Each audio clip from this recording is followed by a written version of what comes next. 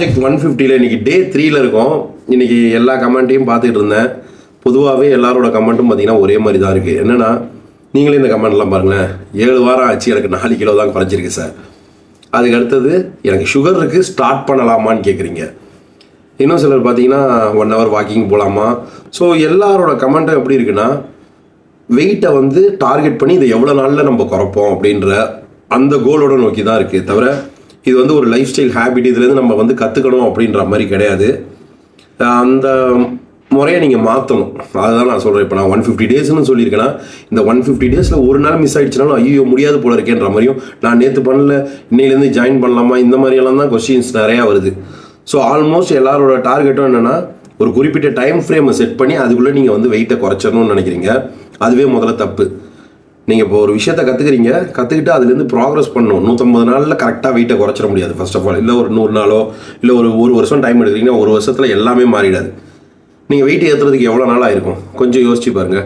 அப்போ குறைக்கணும்னு வரும்போது கொஞ்சம் கொஞ்சமாக கற்றுக்கணும். இப்போ இதில் எத்தனை பேருக்கு நியூட்ரிஷன் கரெக்டாக நம்ம எடுக்கிறோமா அப்படின்றது தெரியும். வெயிட் ஏறுறதுக்கு எதுக்காக, அதாவது எப்படி சொல்கிறது, வெயிட்டு நம்ம ஏன் ஏறணும் என்னைக்காவது அனலைஸ் பண்ணியிருக்கீங்களா?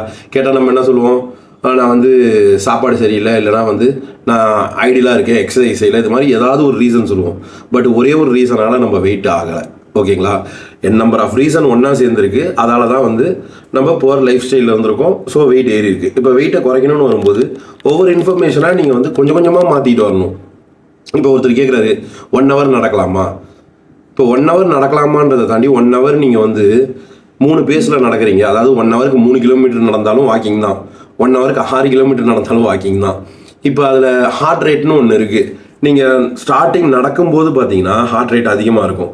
வெயிட் குறைய குறைய உங்களுக்கு வந்து கார்டியோவாஸ்குலர் இம்ப்ரூவ் ஆக நீங்கள் ஸ்பீடு இன்க்ரீஸ் பண்ணணும். ஸோ அப்போ நம்ம வாக்கிங்கில் எப்படி ப்ராக்ரஸ் பண்ணுறோன்றதை கற்றுக்கணுமே தவிர டைம் இங்கே வந்து ஒரு பர்டிகுலர் டைம் நடந்தால் வெயிட் குறையுன்றது கிடையாது.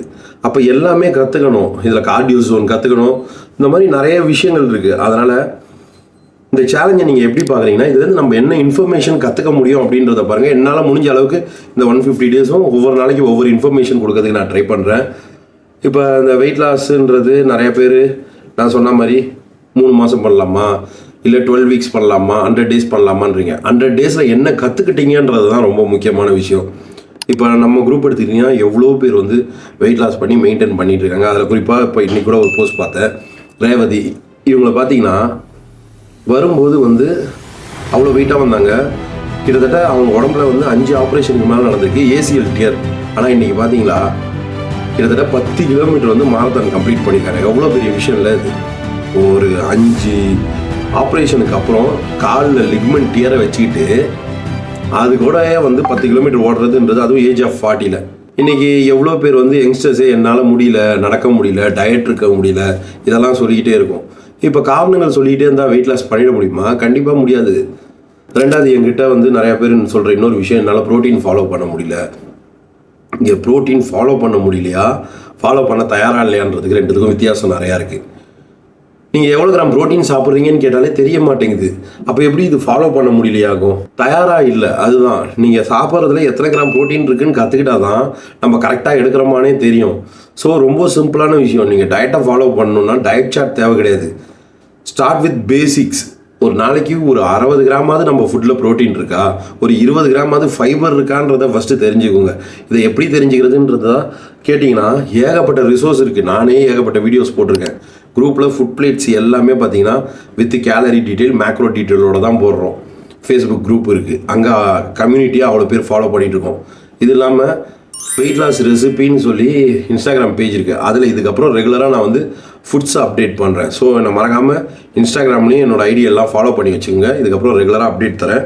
ஸோ இந்த சேலஞ்சில் உங்கள் டவுட்ஸ் எல்லாம் கேளுங்க, பட்டு வேலிடான டவுட்டாக இருக்கட்டும். டயட் சாட் கொடுங்க, எனக்கு வந்து டயட் பிளான் தான் கஷ்டமாக இருக்குன்றீங்க. ஒரு சாட்டை வச்சு வெயிட்டை குறைக்க முடியாது, அதை ஃபஸ்ட்டு புரிஞ்சுக்கோங்க. நம்ம திருப்பி சாப்பிட்றது மிஞ்சி போனால் ஒரு 20 ஃபுட்டு இருக்கும். அந்த 20 ஃபுட்டை எந்த ஃபுட்டோட எதை கம்பைன் பண்ணி எவ்வளோ சாப்பிடணும், அதில் எதில் ப்ரோட்டீன் இருக்குது, எதில் ஃபைபர் இருக்குது, எது கார்போஹைட்ரேட் அதிகம்ன்றது தெரியணும். இது தெரியலனா கடைசி வரைக்கும் நம்ம குறை சொல்லிக்கிட்டே இருக்க வேண்டியது தான். வெயிட்டு யார் வேணாலும் குறைக்கலாம், ஓகேங்களா? அதை கரெக்டாக ஹெல்த்தியாக குறைச்சி மெயின்டைன் பண்ணணும். அதுக்கான ஒரு ப்ராசஸ் தான் இந்த 150 டேஸ் சேலஞ்ச். ஸோ மறக்காமல் என்னை ஃபாலோ பண்ணிக்கோங்க. இன்னும் நிறைய மோட்டிவேஷன் ஸ்டோரி சொல்கிறேன். இந்த ரேவதி பற்றி சொல்லணும்னா பெரிய ஸ்டோரி இது. கண்டிப்பாக இதுக்குன்னு தனியாக ஒரு டெடிகேட்டட் வீடியோ போடுறேன். இந்த மாதிரி நம்ம குரூப்பில் நிறைய பேர் இருக்காங்க. ஸோ ஒவ்வொருத்தவங்க மோட்டிவேஷன் ஸ்டோரி பற்றியும் நான் இதுக்கப்புறம் கண்டிப்பாக பேசுவேன். இன்றைக்கி என்னென்ன டவுட் இருக்கோ அதெல்லாம் சொல்லுங்கள். இது எல்லாத்தையும் கிளியர் பண்ணி நெக்ஸ்ட் வீடியோவாக போவோம். ஸோ டே 3 எனக்கு நல்லா போச்சு. உங்களுக்கு எப்படி போகுது? நான் சொன்ன 5 பொருள் ஃபஸ்ட்டு வாங்கிட்டீங்களான்னு சொல்லுங்கள். சரியா?